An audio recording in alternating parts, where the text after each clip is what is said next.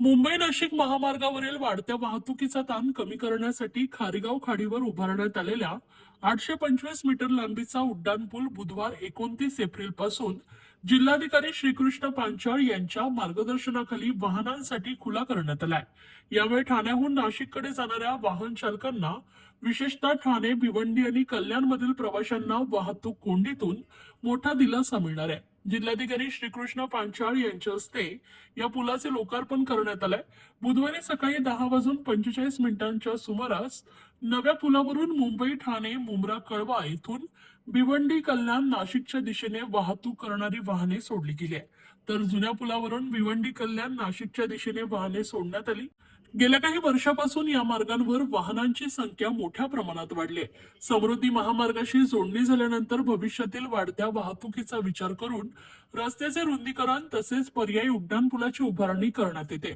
खारेगाव टोलनाक्याजवळील जुन्या साकेत पुलाच्या शेजारी नवीन उड्डाणपुलाचं काम हाती घेण्यात आलं होतं।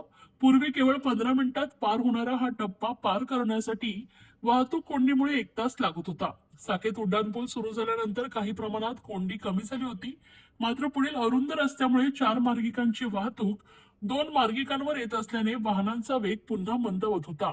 आता खारेगाव खाडीवरील नवीन उड्डाणपूल सुरू झाल्याने या समस्येत आणखी सुधारणा होण्याची अपेक्षा आहे। अशातच पुलाच्या सुरक्षेच्या दृष्टीने आवश्यक असलेली लोड टेस्टिंग प्रक्रिया पूर्ण करण्यात आली असून त्याचा सविस्तर अहवाल जिल्हाधिकारी श्रीकृष्ण पांचाळ यांच्याकडे सादर करण्यात आला होता। सर्व तपासण्या पूर्ण झाल्यानंतर पूल वाहतुकीसाठी सुरक्षित असल्याचं स्पष्ट झालंय।